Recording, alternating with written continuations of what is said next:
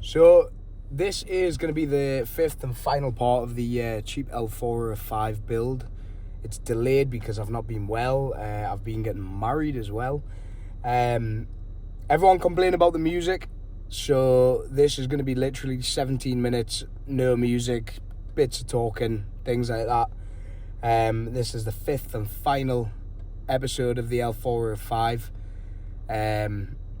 I haven't done much in the way of recording. The car is done now. It's going for paint and then it's going to its new home. So we'll get into that video. So I'm just going to go straight back into the putting it back in, build this up off camera. Obviously I've got the middle of the V out and everything here, cleaning everything up, thermostat housing ready to go back on the donor engine. But just while I'm at it, I thought I'd put this in the video.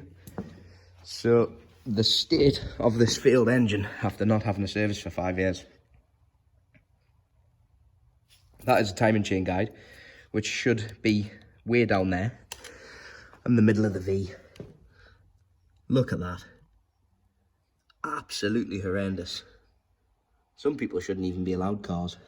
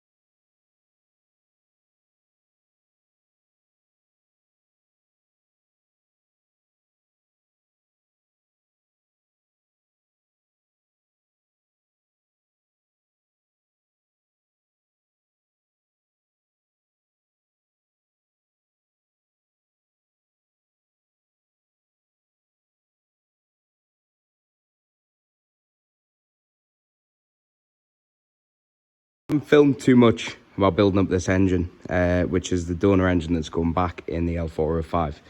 Been quite busy and just been wanting to get it done, been having some issues with parts. As everyone knows, Jaguar Land Rover systems have been down. So what we've got left to go on is the sump. There's a new sump gasket there. Exhaust, inlet pipes, everything like that. And in this box we have got two, I'll grab a torch because I can't actually see that.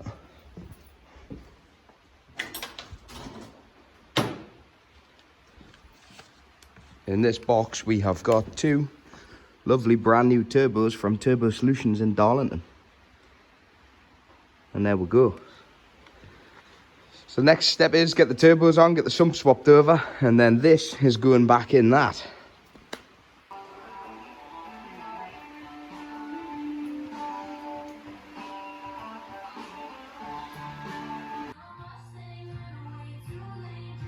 Actually finished the donor engine to go back in the 405. I finished this all off camera. I just wanted to get it done, and trying to film and build at the same time, especially when I'm by myself here, takes a little bit too long. Puts a little bit too much unnecessary time on the job. Say the new turbos are on, all the inlet pipes are on, vacuum systems on, fuel systems on, everything's all ready to go back in. I got some cheap cleaner from B&M. And I've given the engine bay strut towers clean up so it looks a bit nicer when it goes back in there. So I'm just waiting on all this drying, and then next is actually to marry this engine back up with the gearbox in the car. As you can see, there is something missing off the engine crane, because last night we decided to put the engine back in the 405, but in all my infinite wisdom I forgot to record absolutely any of it. Nothing at all. So there is no footage of the engine going back in, but it's in. There's the old one down there. So I will put a time lapse on rebuilding the rest of this car, and getting it going. We've still got the ECU to tune, to put a map on it, a bit more power.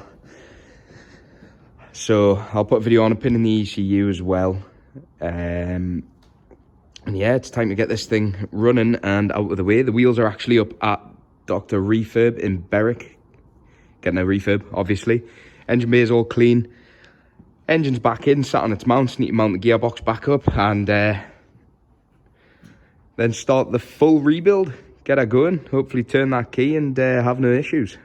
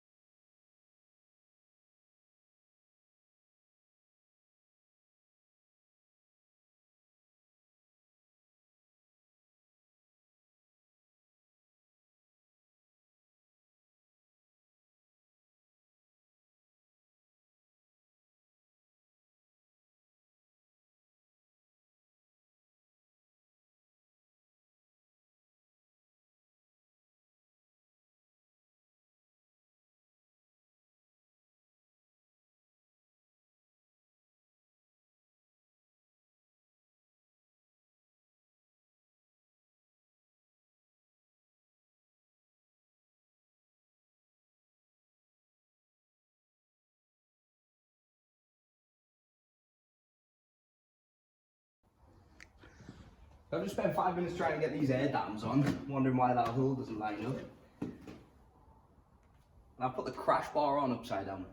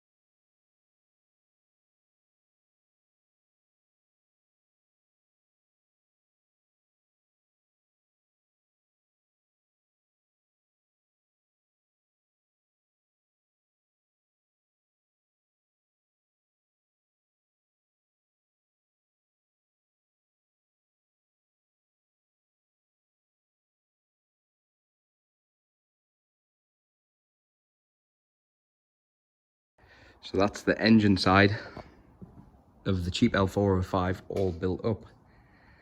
So next what we need to do is crank this engine, build oil pressure,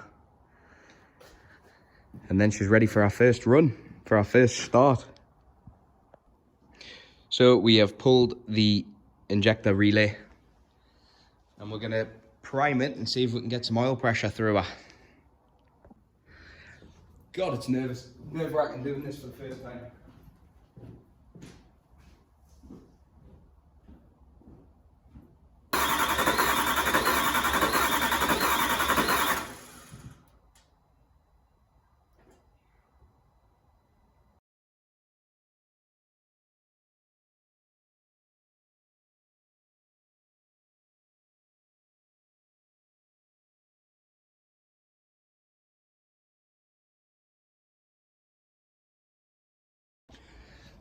So we've found the culprit for the fuel not getting at the fuel reels. Fuel pressure regulator is knackered. I can get a new Bosch one of these for £90 from a local supplier. So I've ordered that. I've done all the diagnostic steps to confirm that it is this. We've got 12 volts at the wire. We've got a good earth. And the last check that we did on this was a resistance check. And the resistance on this came back as 0.08 ohms. When the tolerance for this component on the technical data is actually 2 to 5 ohms. So this solenoid has failed and is subsequently not allowing the fuel to be released from the high pressure pump into the fuel rails and down to the injectors. It runs on brake cleaner on easy start, so replace this and then we're good to go. Keep an eye on the coolant level, keep an eye on fluids inside should be inside the car, coming outside of the car.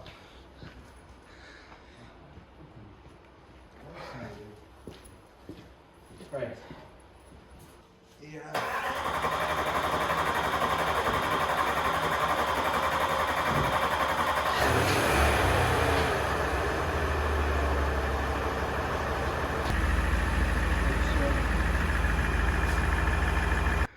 Right, so that's the 405 running. The last few things to do is put all the plastics on around here. Need to bleed the coolant up. Back cowling on, wipers. ECU needs to come back out to load the tune onto the ECU because we are putting a stage 1 tune on this car. Bonnet struts have gone a little bit weak. Not too sure why they've done that while it's been sat there, but we'll get some of them for a replacement. For now, we've got the good old trusty broom. And then that's this thing out the door and done. So the 405 is now all back together. There's a few things we need to do now. We need to get the ECU out and get it pinned and get the tune on it. Going to do a little power increase on it to make it that little bit more nicer all round. So let's get that ECU out. So obviously the battery is disconnected for this part. You don't want to be going pulling ECUs out with batteries connected. You're just setting yourself up for a major headache.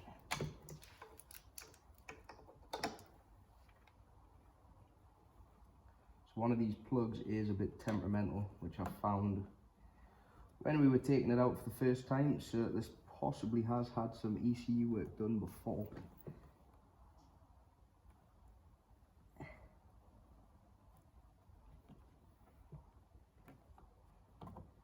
It doesn't like being removed, shall we say.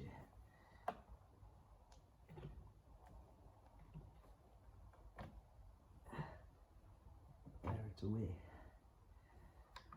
So you've got to kind of keep it all together, that one, because somebody's been into here before. So I'm going to need a scuttle bolted down at the minute. So we've got 2 8mm on the bracket there, and another multi-plug. I'm just going to open the door in case when we put it back on and put the battery back on, it will lock itself. Oh no, window's open already.